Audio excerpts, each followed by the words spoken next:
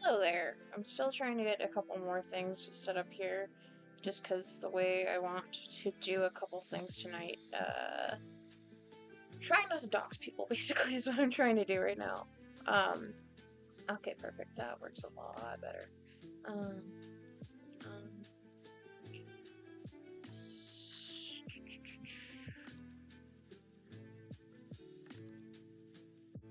Okay, that works.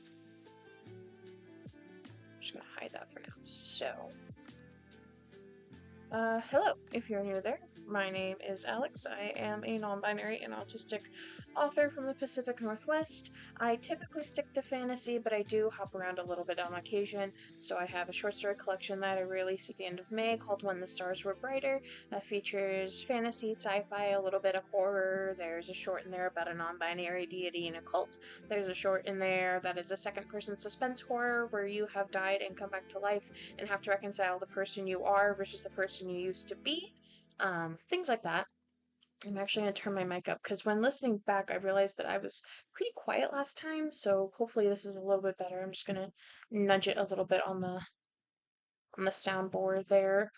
Same with the music too, because I guess that's pretty quiet as well. So we'll put it there, and hopefully it should still bounce pretty good, and then I'll just turn it up for sprints and stuff. But tonight we have a couple things I am planning on doing. So let me just get, oh, I also need to zoom in because it's Google Docs. Yeah. Perfect. So we're going to be doing a couple of things tonight. The first is I need to work on some revisions for my short story In Time for the Wedding, which is a short about a transgender adult named Charlie whose father is getting married, and so they have been asked to bring their ailing grandfather across multiple state lines in time for said wedding because he is, at his current stage, he's too ill to fly. So we're going to be doing some sprints to work on that, especially because I have an assignment. Give me just a second. I want to make sure I don't, dox anybody. So I have an assignment that essentially, okay, cool. So it's a revision exercise, and what we're supposed to do is we're supposed to revise our short a couple of times based on the feedback that we've received over the course of this last week in comments. I unfortunately only got one person who read and responded, so give me just a second. So, well, technically two, because my professor responded as well. We're going to hide this, we're going to put this up. So this is the feedback that I ended up getting from a fellow student in my class. So they said, "Hey Alex, I thought you did a great job with the read it aloud recording, totally listenable," which feels really nice because I struggle with reading things aloud, so let's see if I get through this without stuttering.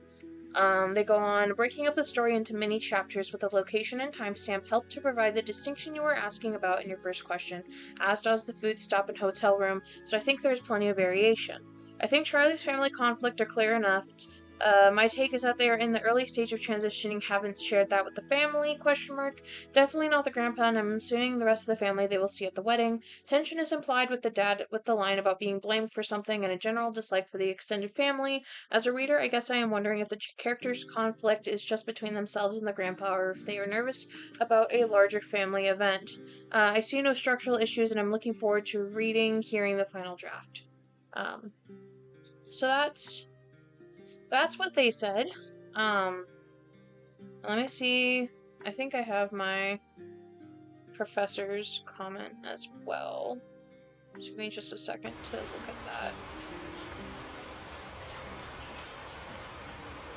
that. Okay.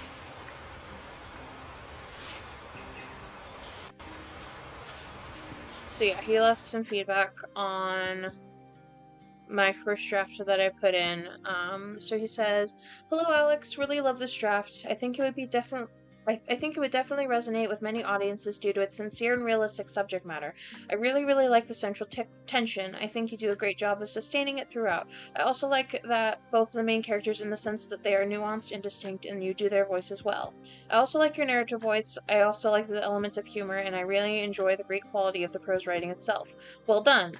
And then I had 3 questions, and we'll go over those in a second. He says, number 1, I don't think the scenes feel too samey. I think you're doing a good job with adding a little wrinkle to the central conflict with each scene, but perhaps that is the question to ask in revision. Are all my scenes adding an additional and important layer to the central conflict and character arc, or are they saying the same thing over? Try to identify the layer you are adding in each scene to pinpoint and answer that question. And then question number 2, Charlie's family conflict totally makes sense. I also liked the part where they reflect on how the rest of the family may treat them if the grandfather were to die, which I think is a really key detail, which you may accentuate more in further small brushstroke details here and there. I'm also wondering if it should be slightly more explicit that the one reason the grandfather's health is it should be slightly shit. I'm also wondering if it should be slightly more explicit that one reason the grandpa's health is declining further is due to his perceived isolation and loneliness. Though perhaps it is already properly accentuated, I wondered, does Charlie feel further conflicted upon learning how much the grandpa seems to have missed them, and do they make that connection to the grandfather's health then? And then number 3 is it definitely has good bones. I think it is a great take on the travel story tradition with a family member, and a great take on a story about self and family. And like I said, I really like the sincerity of this piece, and it definitely manages the subject matter in that sincere way. So that was really nice of him. So I'm kind of going through the revisions with that in mind. And this assignment in particular wants us to revise 2 times. One time going over an element of the craft that we went over in class, and so I'm currently midway through a revision trying to heighten the dialogue in this, just because that is one of the most important parts, and also the tension. And then I'm supposed to do it based on the feedback we received from peers, which again I got the 1. So what was it again?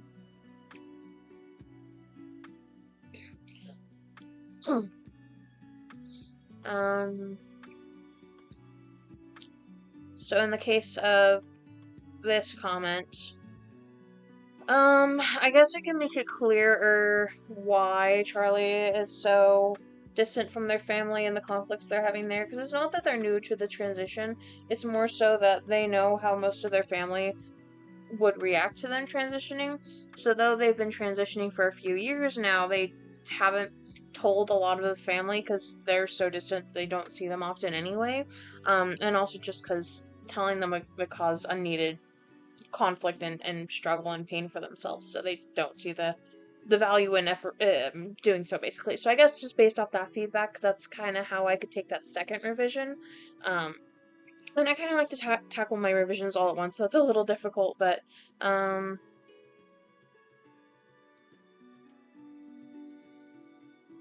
then I also have to respond to other people from the discussion board, so I guess we'll just really quickly go over the things that I said when I submitted my draft last week. Sorry, I have some stuff in my throat. So he asked a few different questions, and so we'll just go over those. So it says, summarize your short story in 1 to 2 sentences.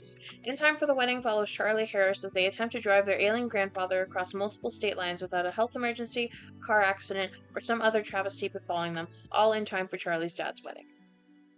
Number 2, what surprised you while you were crafting this project? I wouldn't say a surprise per se because this tends to happen, but I outlined the story and did find it taking a couple of deviations from what I initially intended for it, which happens all the time with me with any outlines that I do. Sometimes a character decides they want to do something else. Sometimes I think through a plot line and realize that the way I wanted it to go is stupid and need to rethink it. Shit like that. So that's why I'm not surprised by it, but it just happens all the time. Number 3, what aspects of the project pose the greatest challenge for you? I've been struggling with ensuring every scene serves its purpose and does the thing I need it to do. I'm trying to make each selected moment stand out enough from each other. Since this is a short set almost entirely inside a car, there is an inherent sameness feeling that I'm trying to avoid, which is true. Number 4, what success has resulted from this project? So far that I've managed to wrangle it in as much as I have, which is true.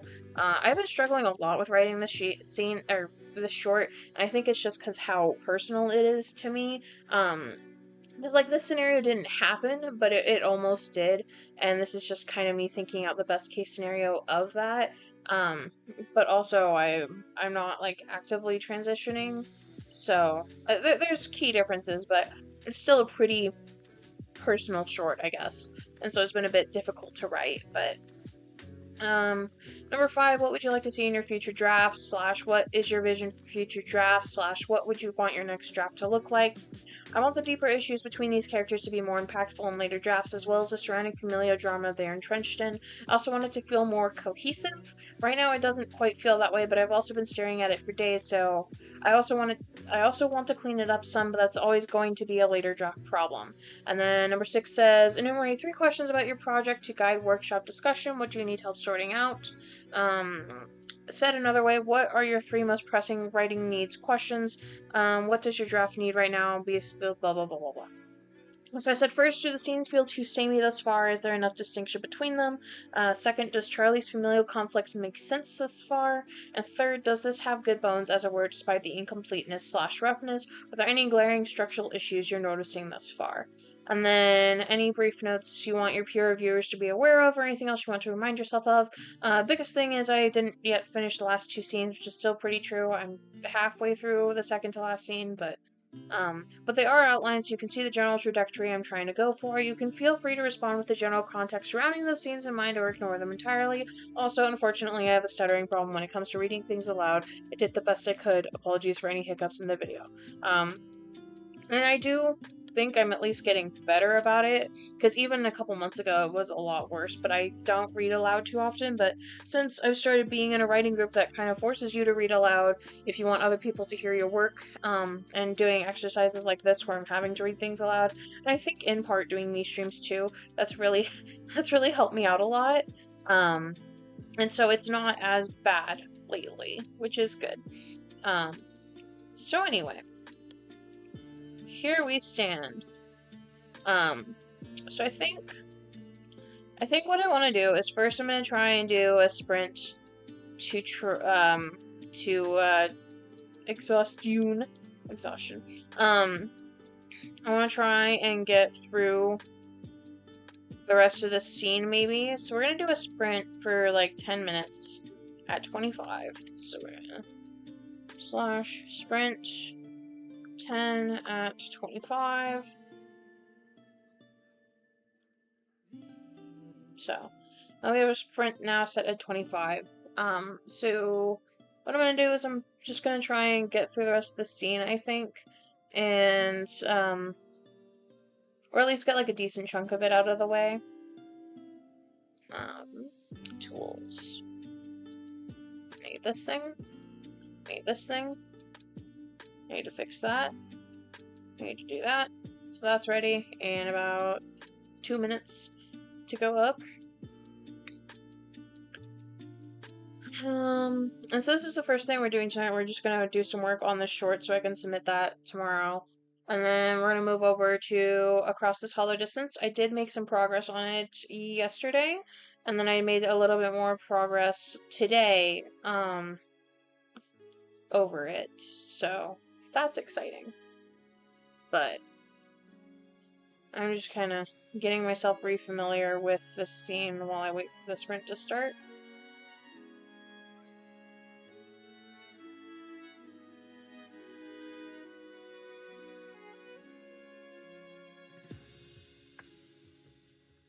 Also, most of my characters end up being autistic anyway, and Charlie is no exception to this rule.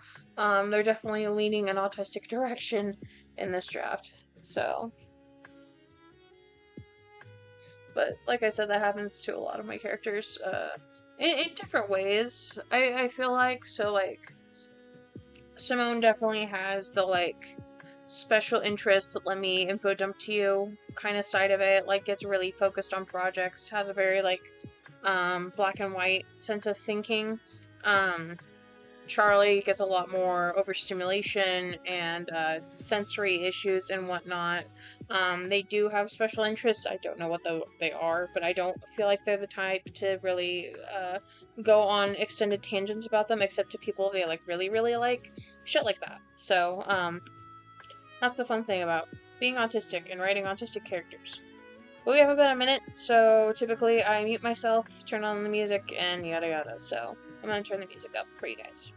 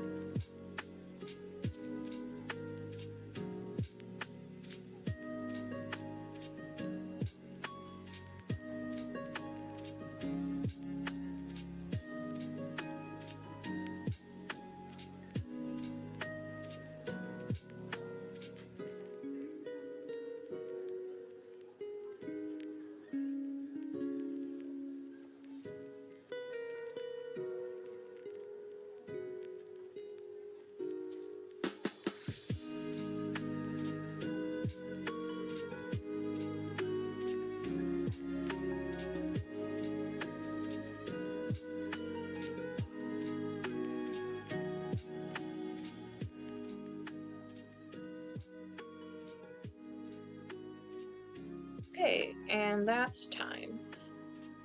Oh, excuse me. So, did pretty decently with that scene. Oh, shit. So we're just gonna... there. Add that. And then...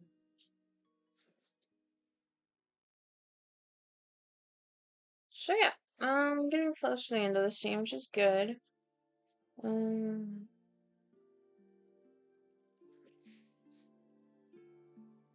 So then I just need to finish this off and finish the last scene and everything will be good.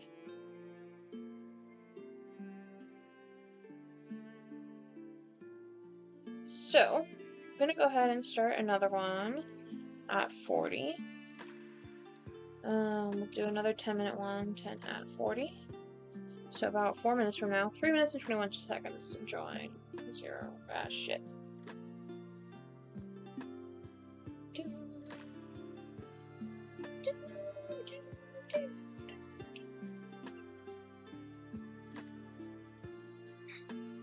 That's unfortunate. Anyway, so we're just gonna wait for that sprint to start. And yeah. I think after the sprint, I'll just kind of go through, no matter if I finish both scenes or not, I think what I'll do is I'll just kind of go through and explain how I do kind of my revision process, and then we can, yeah. I may also want to do some notion outlining tonight, too, because I have, let me just sit up for a second.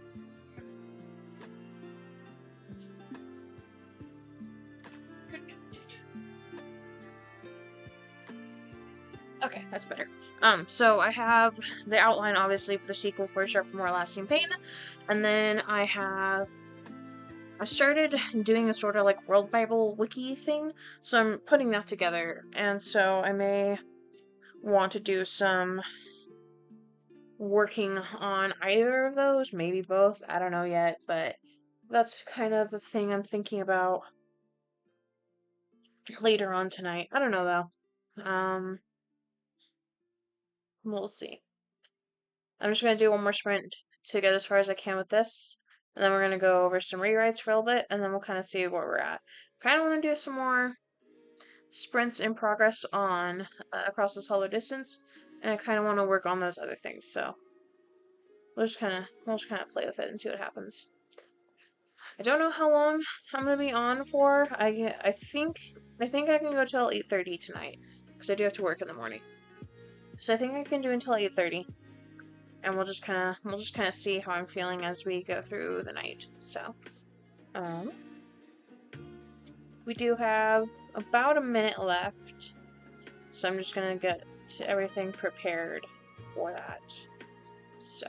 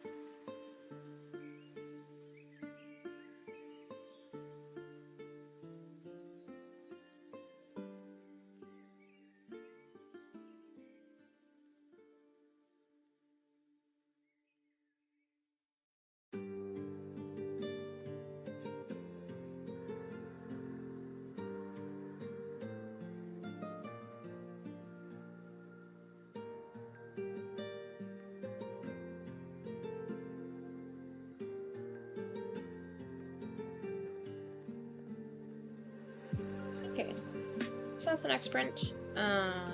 Just turning the music down. Oh, so yeah, that was the next sprint. I'm basically halfway through the final scene now, which is cool. So we're gonna pivot to just kind of going through revisions, and so to kind of go over this again.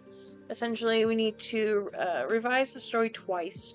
Once going through and focusing on a specific craft element that we learned earlier on in the course. In my case, I think I'm going to focus on the tension and on the dialogue. And then we need to revise it again, going over feedback that we received on the short. And from what I got in terms of feedback, honestly, just going to pull that up again really quick.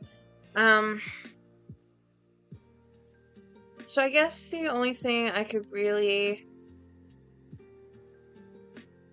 focus on with this is maybe,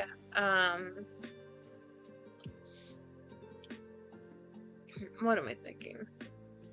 The character conflict is just being between them. I guess what I could do with this feedback is kind of make this more specific. So it says, my take is that they're in early stages of transitioning, haven't shared that with the family, definitely not with the grandpa, and I'm assuming with the rest of the family they will see at the wedding. Tension is implied with the dad with the line about being blamed for something and a general dislike of the extended family. As a reader, I guess I am wondering if the character's conflict is just between themselves and the grandpa, or if they are nervous about a large family event. So I guess I could focus in that rewrite on making that a little more clear. Um, but first we'll go over this in kind of like dialogue and tension terms. So, I'm just gonna kind of read through here.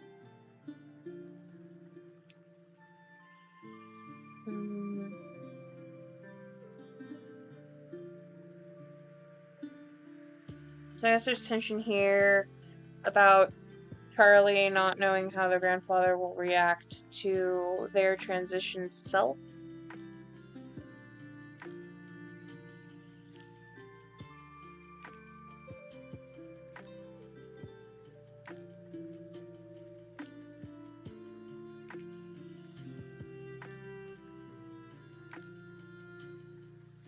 After,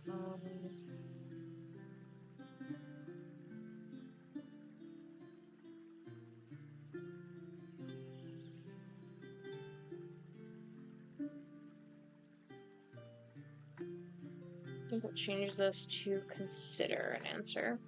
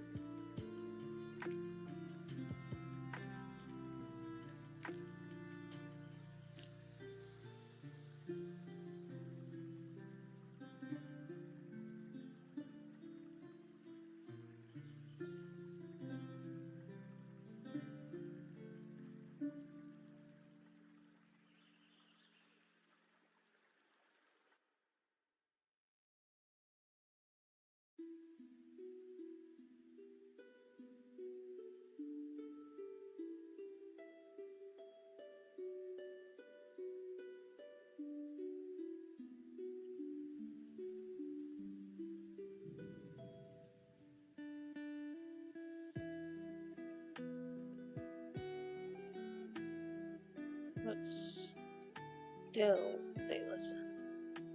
And we just crossed the 4,000 word mark.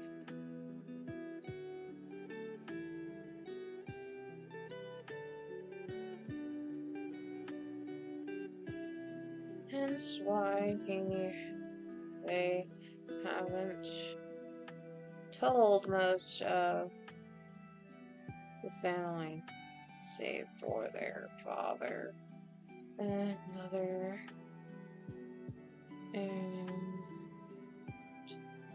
their partners.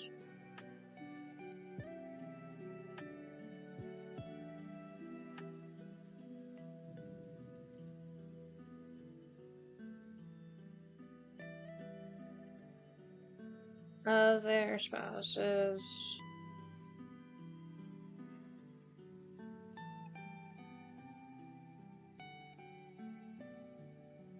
Yeah. I probably should have been like a second rewrite thing there, but I just wanted to add it now before I forgot. Denise. And I've already kind of done this, but I'm just going through it again. Like I extended this conversation. I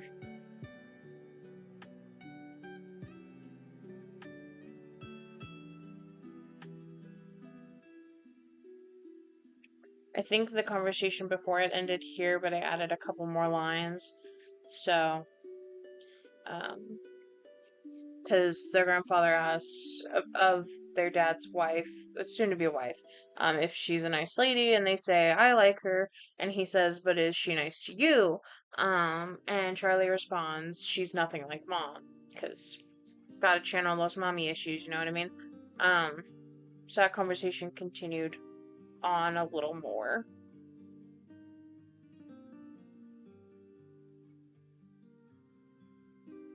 Hmm.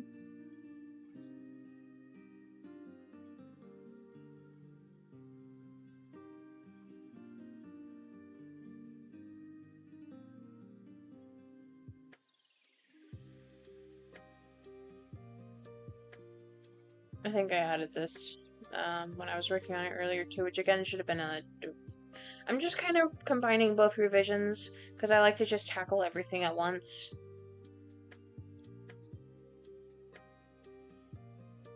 Change this to most of the family.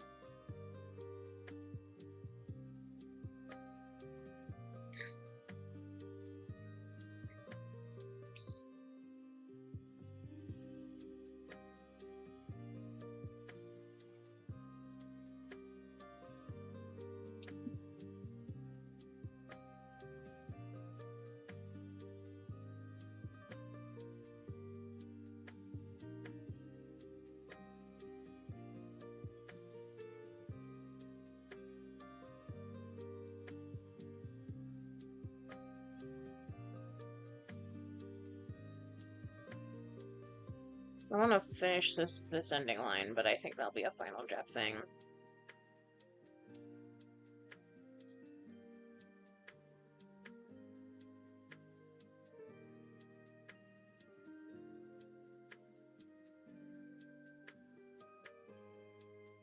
Mm-hmm.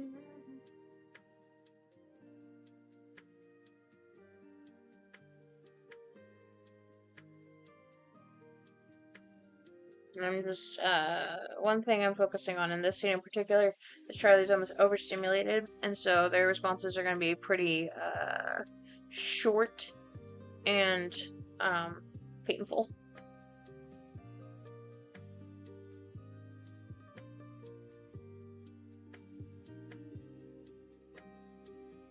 Yeah.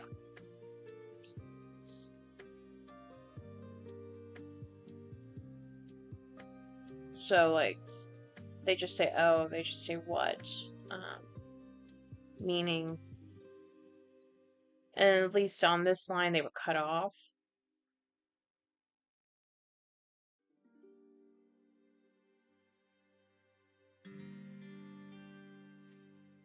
Change this to they're too scared of what they'll see. You've known the 2-word sentence, technically 3 if you want to count the contraction.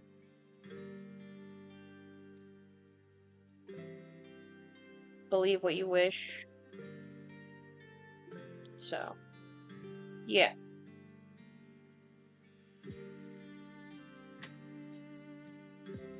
So yeah, I do think I could do a little more, because this is somewhat based on real events. IRL, like, my dad's wedding party was just like, it was him, his wife's best friend, his best friend. Oh shit, hi. Oh, wow, it's been on the picture this whole time. My bad. We'll turn that off and transition that. My bad, I'm so sorry. I was just going through that and you couldn't see anything. Anyway, Um, so it was just like a handful of people, and then my grandfather had to watch over a live stream, because he was IRL unable to make the event. Um, and so typically weddings are like larger affairs and larger family affairs, especially, but like in this short, because I'm drawing so much from real life experience, the wedding in this short wouldn't have too many people, but because the wedding isn't ever actually featured, I don't know a good place to put that. But from what I saw from the response, that is kind of the picture that people will have in their heads about this, which is why that reader thought that Charlie's transition may be so new, is because a lot of the family doesn't know, but a lot of their family won't even be at this wedding, but I don't really know how to put that, I guess. Um, Maybe I can have a conversation in this final scene where, you know, they're talking about Charlie being trans, they're talking about their grandfather using their actual proper name.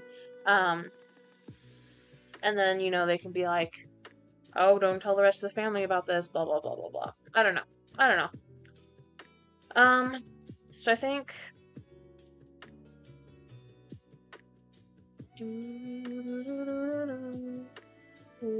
I have to be careful. And I have to edit this response. Ah.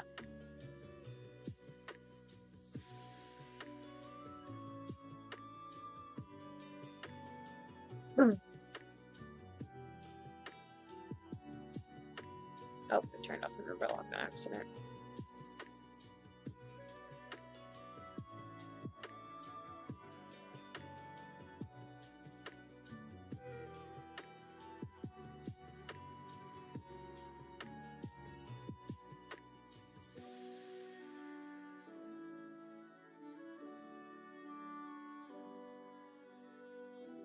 I'll just update this tomorrow when I respond to more.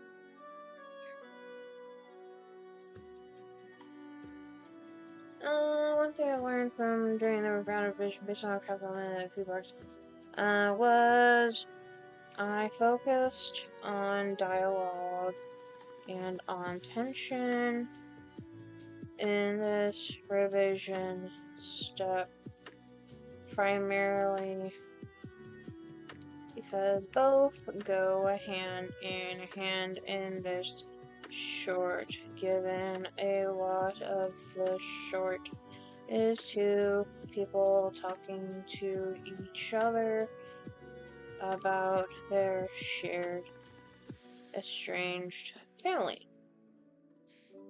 One thing I learned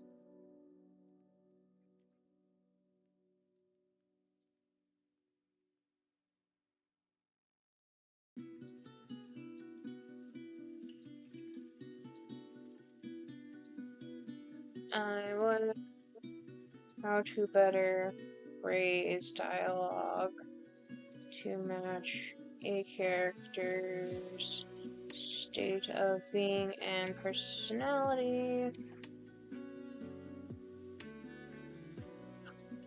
This is a hard question to answer because I read two. And how do I put this? Everybody has different experiences with writing. And this is a fiction 1 class, so there's gonna be a lot of beginners. There's a lot of like beginners, and that's what I ended up reading this last week. And so that's one thing I kind of not necessarily struggle with, but so for example, I'm in this writers group that I joined really recently, and I went to my first meeting last month, and then last week there was a meeting, and I ended up missing out on it because I forgot that it was happening and had something planned with my girlfriend instead, which just it happens. I felt kind of bad about it, but part of it is you have to like up to like 3 people each time send in stuff to be read, and we read through it, and provide feedback, and then we discuss it at the actual meeting. And so I was able to do the read and comment part, but I was unable to do the like go in and discuss part because, you know, I was with my girlfriend at the same time that the event was going on. And over the years, I have kind of learned that I've learned that everybody has like different experience with writing, and so B, I tend to keep my feedback reserved until I know exactly who I'm dealing with, how long they've been writing slash how much experience they have, and what they're looking for and what their intentions are with the work that they presented. And so when I submitted my feedback for this writing group, I kept it pretty surface level, primarily because I'm so new to this group that I don't know these people quite well yet. I don't really know what they're looking for, and I don't know how much experience they all have. And so I erred on the side of being a little too vague instead of like completely throwing myself into their works, and like giving really deep feedback, because I don't, one person left a series of questions and the other two were just kind of like, here's my thing. And so I don't know like what their intentions are. I don't know what kind of angle they're trying to approach things from. And so because I don't know this, I don't want to give feedback that feels like I'm trying to impose my will onto their works, which ends up happening a lot in critique groups and whatnot, is and it's a general problem with with writing as a whole and being in groups and such, is that a lot of writers tend to give feedback on a work based on what they would have done with the work, and not necessarily keeping in mind what it is that the writer that they're critiquing is trying to do and their intentions behind the work. So, and I see this a lot with book reviews and such too, where like book reviews are totally subjective, yeah, but sometimes it's pretty clear that people will go into a book wanting it to be this one thing when really this book is this completely other thing,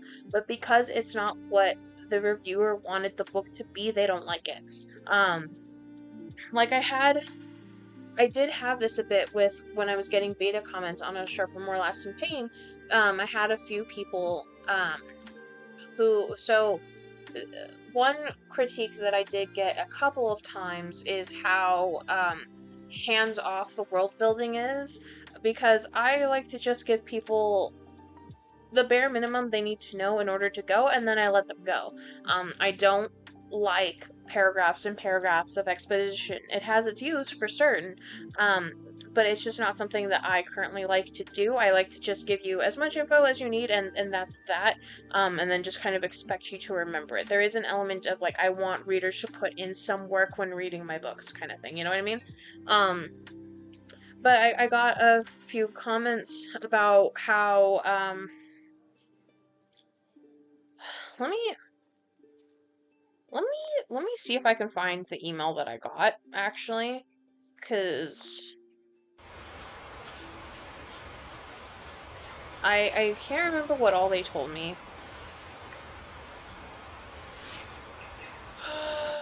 And of course I need to clear my fucking...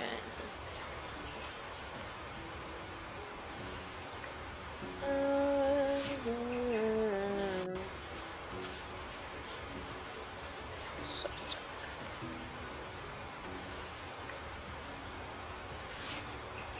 Anyway, the point with the feedback, though, is, the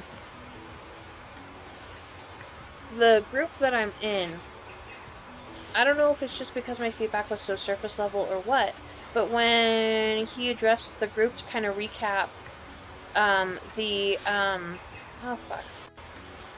To recap basically the meeting that they had and whatnot, he was like, by the way, me and somebody else that I joined at the same time are new writers, and to give us some, craft books really to read, and that he has some, but they'd probably be too advanced and overwhelming for us.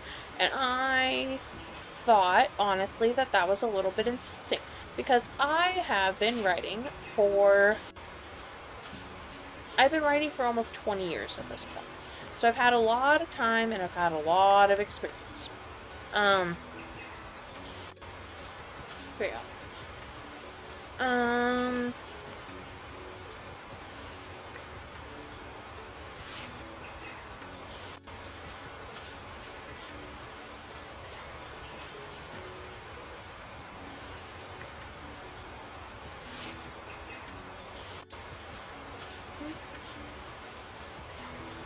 I'm trying to find the specific email that I got.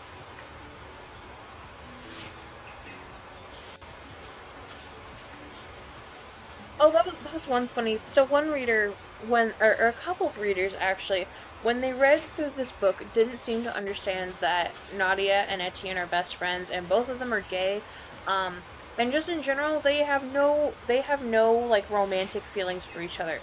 If they had had more time in this world and like been able to get past graduation, they would have totally been in a queer platonic relationship, but they would never ever like actually date. Like they're not interested in each other. They're just like really toxic codependent best friends. But one person said, I really hope Etienne isn't going to be one of those quote unquote nice guys, but he seems a little, but at the same time I can see him as a concerned friend. Still the novel is pushing more, nudging the point that he's going to become an antagonist. Which is true in a sense, but not because he's a quote unquote nice guy. So that was just really interesting.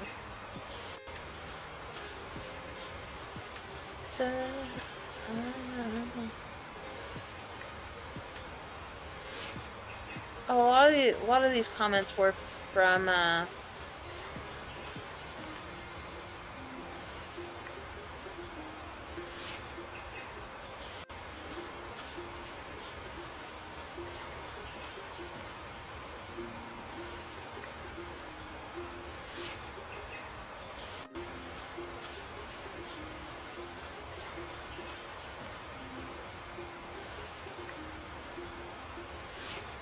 and then this person said it again later on. So they said, the description of Etienne being disheveled would have had more of an impact had the reader been shown his preening habits earlier. Also, I really don't like him. All the characters are problematic, so to say, but they're still redeemable and enjoyable. Etienne is so slimy. Like, I get it, you're worried you're losing your best friend because she has a shiny new relationship, but it's not in a friend way, it's in the guy that was only your friend to fuck/date you, and now since you have a partner, he's annoyed and not getting his prize.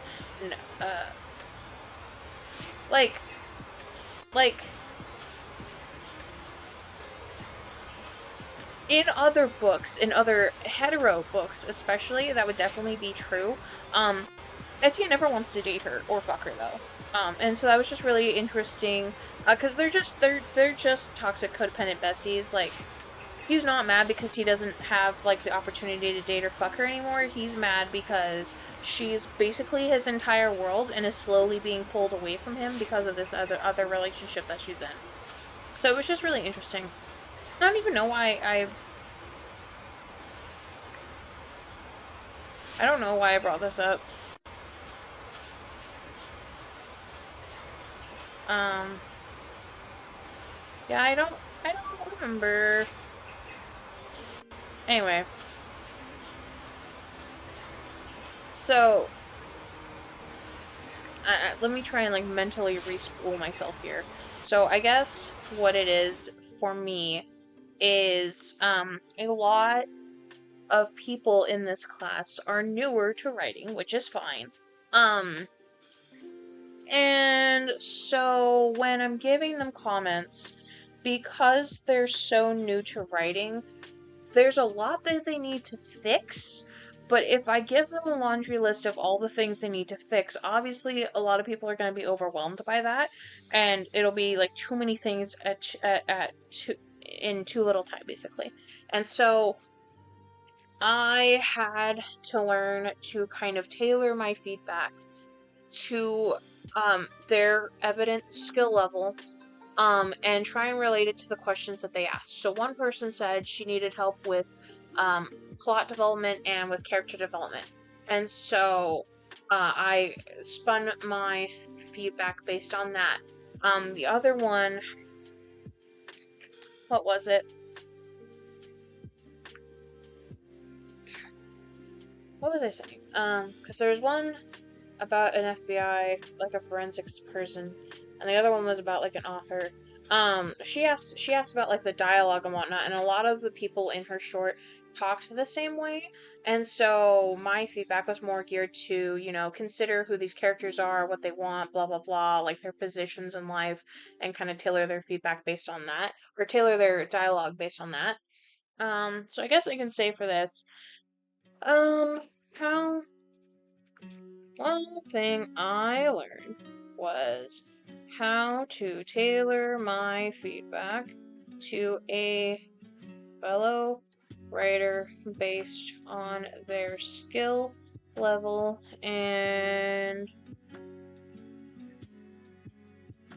guiding towards the questions they asked. For example, one student I read asked about characterization and plot issues, so I geared a lot of my feedback towards how to develop the MC, which would in turn help develop the plot, since plot is often directly tied to the main characters, what they want, etc. I think that's how I'm going to answer that. And then I'll submit it, and then I'll submit it, and then I'll update it as I read more people's things. So that's in time for the wedding for tonight. I'm gonna close that. It is now 7:17. So I think what we're gonna do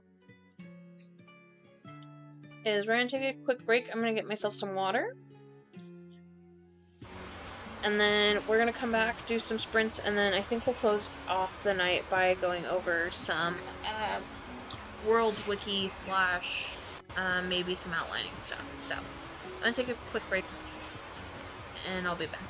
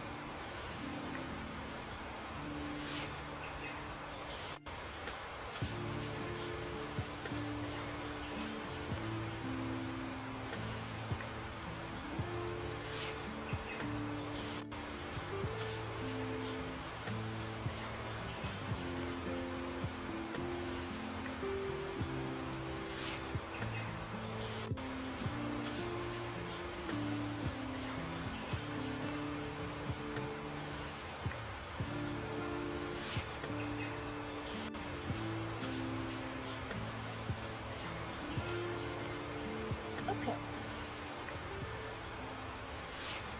I'm back. So let's transition back over.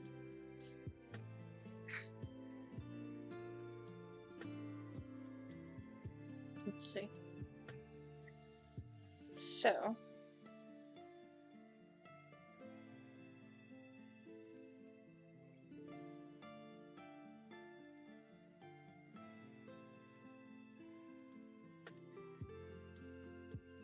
open that. I know we want that open.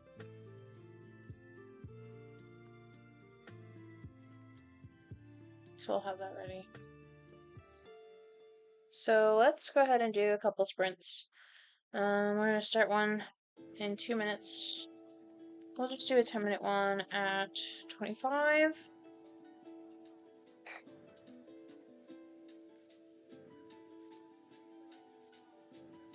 So, and we're gonna switch over to something else. Holiday music. And all these are gonna be listed in the description down below, don't worry. So, just because I think Hollow Knight music fits this project better than medieval lo-fi, alas. But we have about a minute, so I'm gonna get everything set up and do things that I normally do.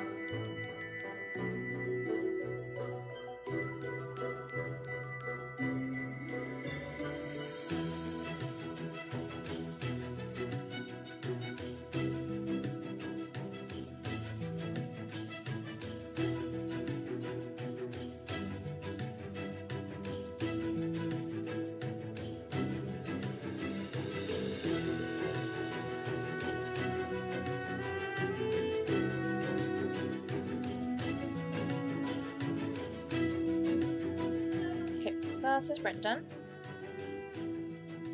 Just turning the music back down. Turn that off. So, making good progress. Basically, I just have, I have this scene to work on, and then I have 1, 2, 3,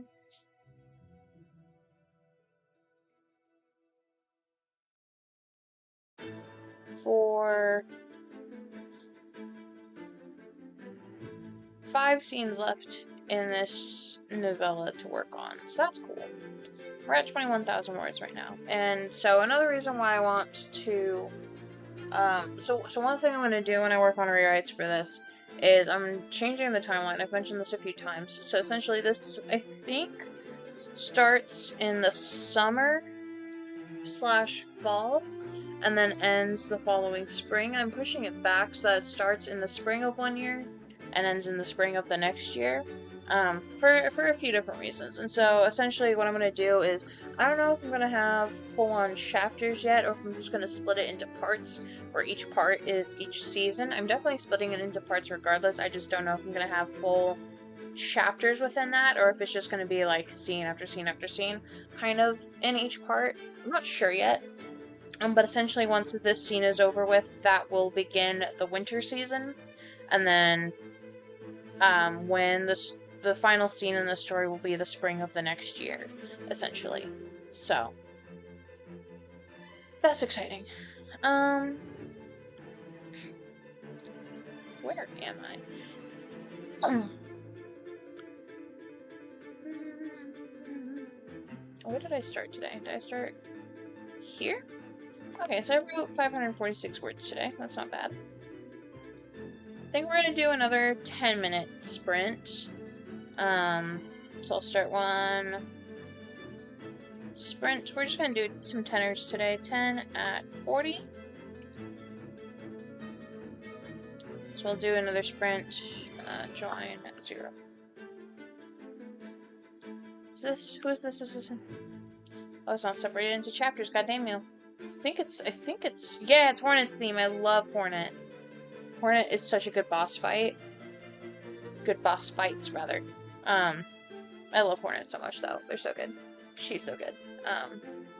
That's another one is I have a Napstablook tattoo from Undertale, and I have a Bulbasaur tattoo because obviously Bulbasaur.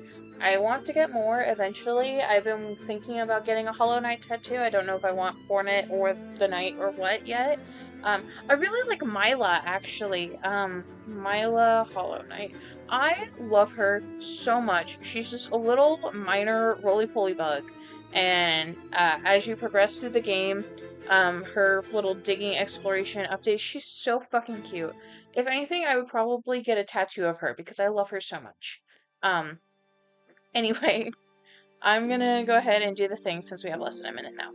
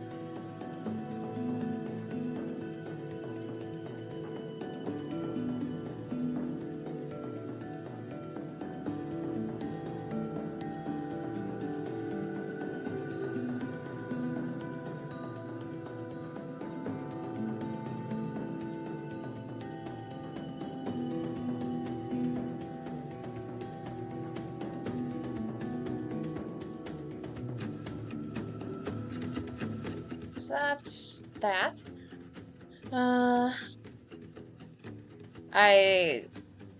That got a little weird in the middle because I forgot that in my notes I put that she was supposed to get another letter to read, and so then I had to start writing that out. I think soon I'm gonna start, like, not an official rewrite, but I'll at least start, like, breaking it into seasons and parts that I can kind of go through and fix.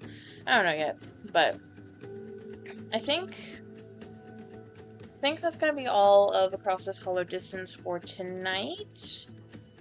Um,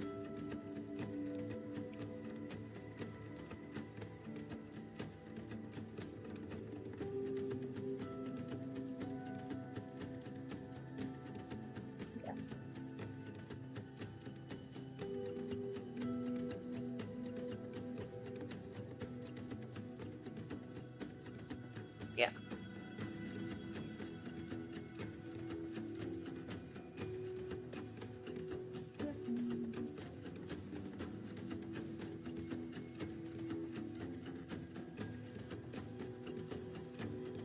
9:23.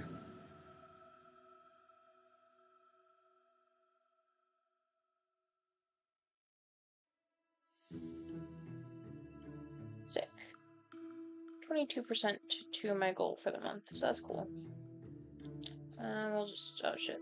We're just gonna close these. Because I'm not planning on doing anything else for this tonight.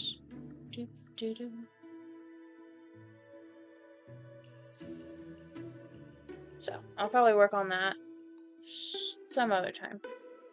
For now, not sure quite yet what I want to work on in Notion, so I'll just show this first. And we'll just keep the Hollow Knight music on right now, I think. So yeah, this is my Notion.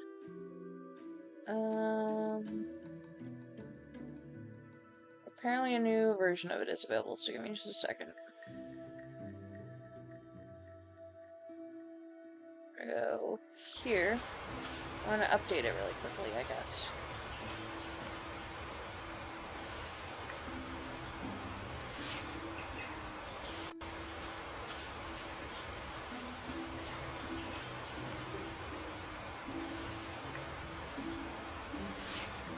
Okay. There's a Notion calendar. I don't care. So anyway. Transition.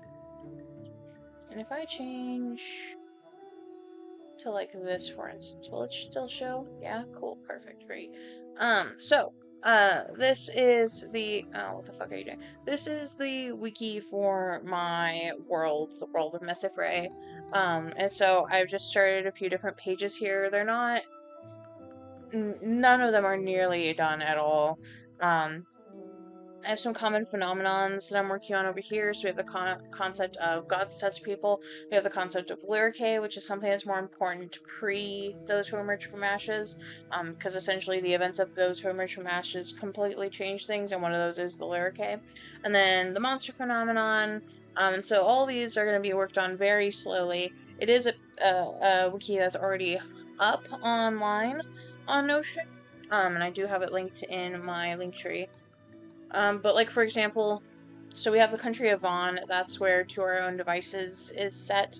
So I started filling this up. I have to fix the pictures and change them to something more relevant. This kind of makes me think of Skyrim, to be honest. So I started filling these out, and then, we have all these tabs that I haven't filled out yet. And then we have notable people, and we have a section here at the end that has books featuring this country. So we have the name of the book, and then where it's at in the timeline, which is another thing here because the world is split into a couple different things. So there's essentially all the history that we're following is after what was called Erasion, which was essentially this old priest guy named Luriel, to save his village, defied the gods, and so the events of his defying the gods was called Erasion. It created the first generation of Lyricae, and it caused a whole bunch of things to spiral out of control. And so that goes on for about like 800, 900 years, I think. And then Ascension happens. And Ascension is when the new Age of Gods essentially comes to be. And that's that happens, like that is Those Who Emerge from Ashes. That and its sequel, Those Who Ascend from Ruin. Those are the events of Ascension and like how that comes to be. And so after that is kind of when some more things happen. And so A Sharper, More Lasting Pain, for example, is set after Ascension. Those Who Emerge from Ashes is after Erasion, and when Ascension happens, To Our Own Devices happens after Erasion, and so years will be marked with AO or AA. So going back to Vaughn, for example, when we look at the books featuring this country here at the end here, it says 730 AO, so it's 700, and it's the year 730 after Erasion, basically. And then I have all these character pages, so I have to fix all the pictures because these are all Jayashikar for right now, but, so, like, some of these I started building in Toy House, and I'm just moving them here, just so everything's kind of together. So this is Jayashikar Katsaros. He is a trans poly pirate captain that's not really a pirate. So there's gonna be a biography for each of them, which is just like basic information about them. And then there's gonna be, when I have it, character art here. There's a quote from them here. And then this main body is kind of formatted like a Wikipedia page. So there's different sections and key events that took place during that, and so that's a thing that I'm working on building. I have for each country that I'm building, and I have to like slowly plod through and figure that out. I have this timeline that I need to type up, and I have it in my notebooks. I just need to like put it here, basically. I have these different phenomenon pages, and so it's essentially a monster information page template that I'm using, and then I'll just tweak things as need be, and so I'll fill all these out really. So the more I'm looking at this, though, the less I want to work on it on stream right now, just because there's so much I have to get together and whatnot to get this into any sort of formidable shape. So I think instead what we're going to look at is this tonight, because,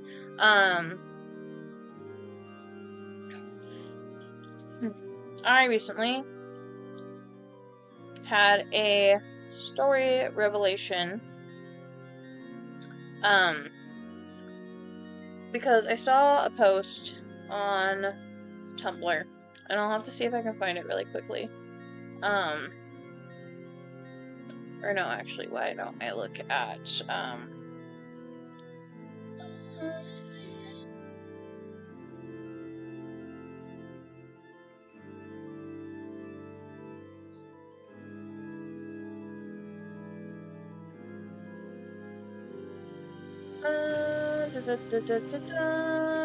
let's go to author.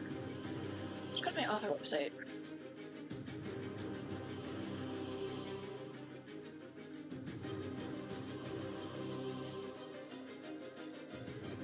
Story inspo. It's a recent post, I know it is. Okay. So I'm gonna change screens really quickly so you can see this.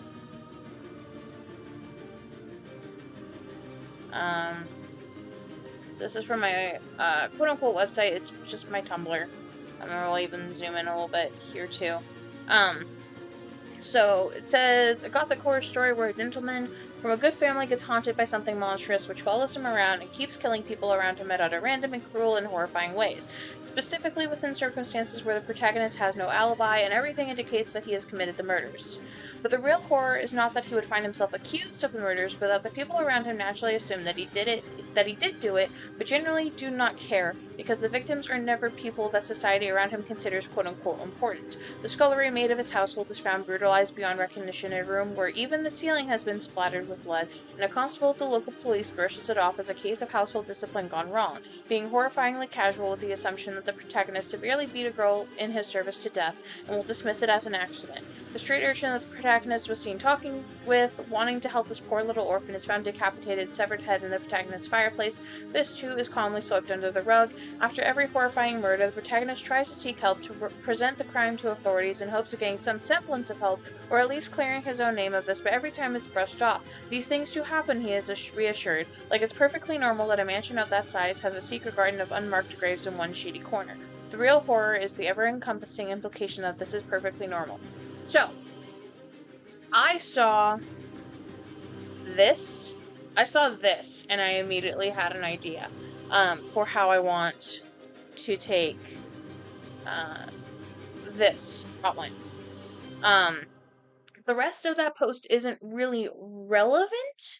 I mean, it may become relevant as I develop this idea more, but essentially, when we last looked at this outline and I was thinking about kind of what I wanted to do with the sequel, I had this idea that Etienne saves Nadia, and they go to save Simone against his better wishes, but Simone has disappeared. And Simone has disappeared because they escaped in their monstrous self and is kind of like stalking Etienne. And so then I asked myself, okay, why would Simone be doing this, aside from, like, some skewed, like, human sense of revenge, I guess, question mark? They do feel slighted by him for sure, because of the events of A Sharper, More Lasting Pain and how that book ends. But I don't know if it would be enough to, how to put it? I don't think it would be enough to, cause them to follow him around, basically. And so then I saw this text post, and I thought, what did I even submit? In the dark of memory. Well done, I'd be curious to see you expand a little more further ground the narrative. Interesting. Okay, anyway. That was just some feedback I got on a thing I submitted a couple weeks ago. Anyway, so then I saw this post and I went, oh shit, that's a really good idea. And I only read the first, like, paragraph and a half, really, and I was like, that's a good idea, I'm gonna roll with this. So essentially, what has happened instead is now the idea is Etienne and Alexei go to break out Nadia from prison, quote unquote, and unmonsterify her. And instead, she's the one who's disappeared, and she's been following him for a good portion of the timeline already, just kind of like essentially she is a monster, and her one goal as a monster is to protect Etienne. That's like all she cares about doing in life is protecting him. And so I think what's going to happen is she's going to start killing professors from their original college, especially ones that had a hand in covering up what happened to the three of them. So probably Professor Chapeau, who we saw in one scene when they broke into Simone's mind. Probably Professor Favreau, maybe. I do like Favreau a lot. Professor Altonus. Professor Altonus is a member of the Enchanter Society, a high-up member of the Enchanter Society, a high-up member of the faculty of Voderique, and also is the one who told Simone, basically, that they were stupid for thinking that Etienne's mind had been messed with. Shit like that. So I definitely know she's gonna start, like, picking off professors from their school, and probably some other people, too, who had a hand in, like, putting Etienne where he's at right now. And may even make an attempt on Alexei, but I'm not sure yet. And so that's going on. He goes to the school because he's unaware that it's Nadia, and tries to break her out, only to find out that she's disappeared. And so then he's there, in this dungeon, And Alexei tells him, uh, essentially, Alexei's like, well, hey, Nadia had a partner that was pretty smart, I think, and who also ended up in the dungeons, and so maybe we should let them out, and they can help us with all this. And so they spring Simone out instead, to try and hunt Nadia down again, because they got so close last time, and yet so far. Um, and so this whole book is just not, Etienne being forced to work with people he just can't fucking stand. Um, First his ex, and then Simone, who he has a lot of unresolved issues with, and I don't know if they will be resolved by the end of this book or not, but they are again being forced to work together in a more close capacity this time. And so then the rest of the book will be finding Nadia and turning her back. So, that was the realization I had, and so now I need to try and weave that in, and so I need to have somewhere.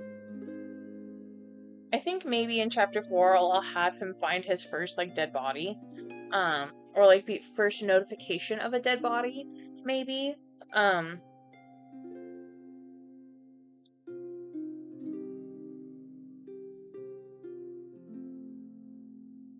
I just need to read over what I had.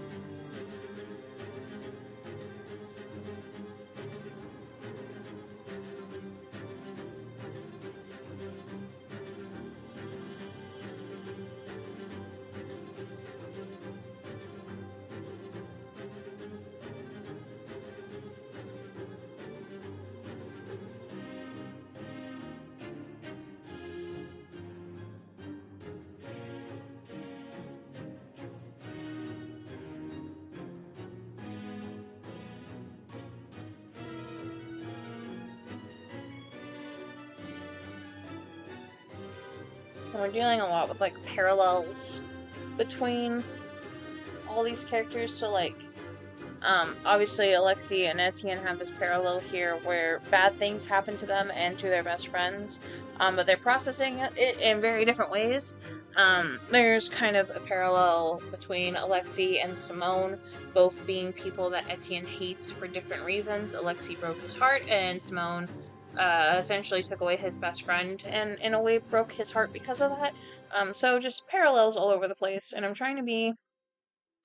I feel like I was pretty intentional with A Sharp and More Lasting Pain, and I'm seeking to be even more so with the sequel in terms of um, character narratives and the messaging behind everything and whatnot.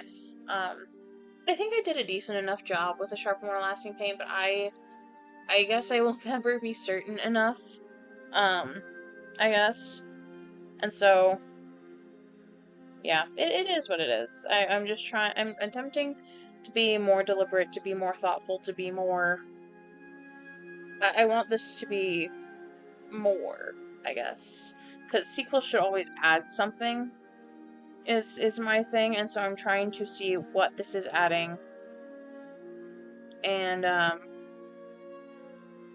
kind of deciding where to go from there, I guess. Um, mhm.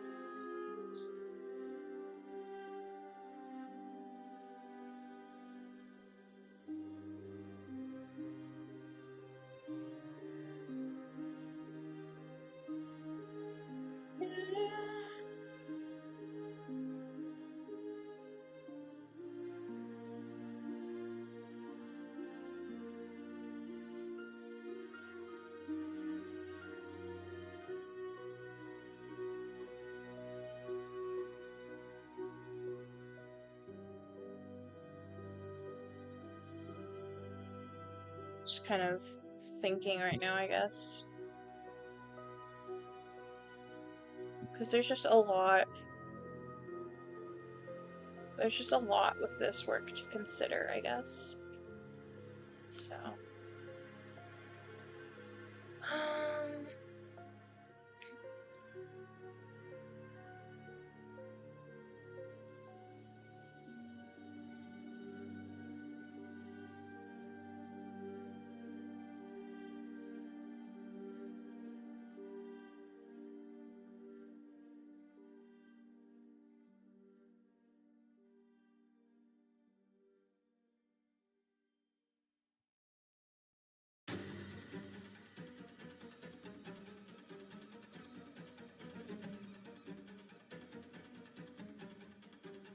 Blood thing.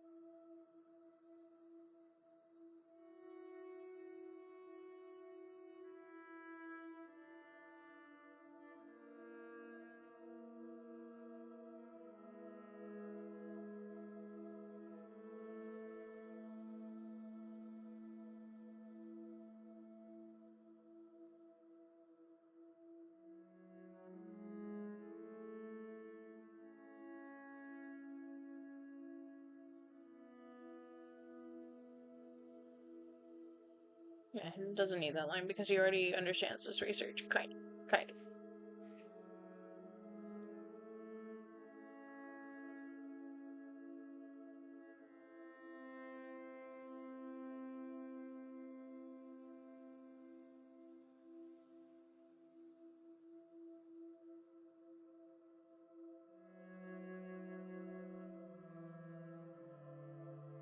I don't know how I want to introduce the corpse. I don't know if I want to have it.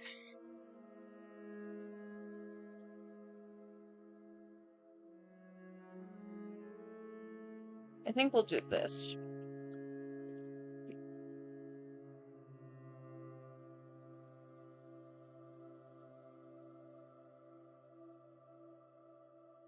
Outside, around the corner, they find a neighbor of Etienne's standing over a corpse and screaming.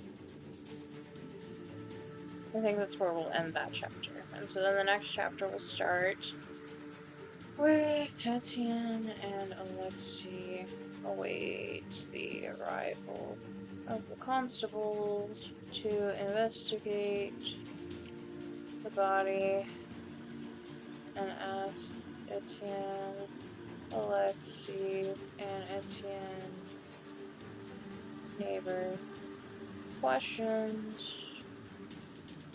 The neighbor has the most to say, claiming they heard a motion outside.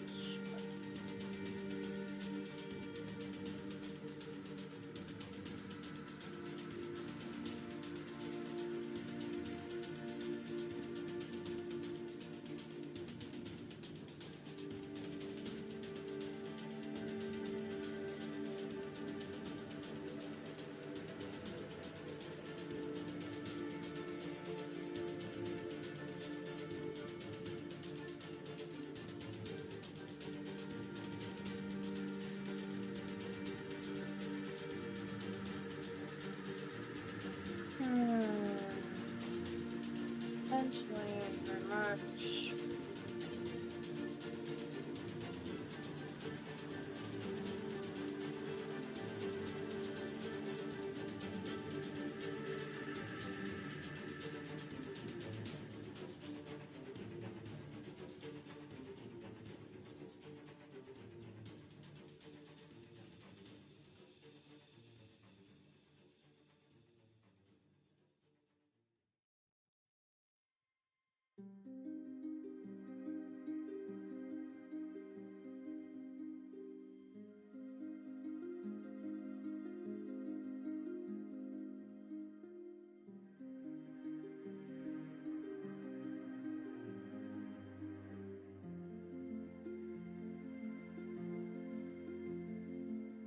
Also,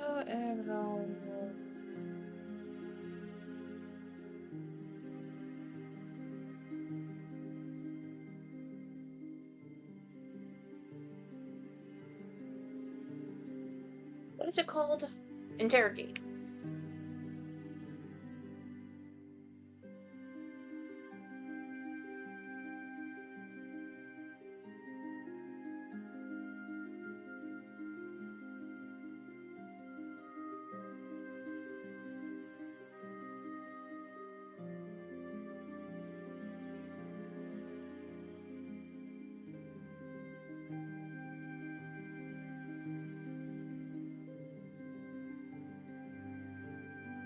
Okay.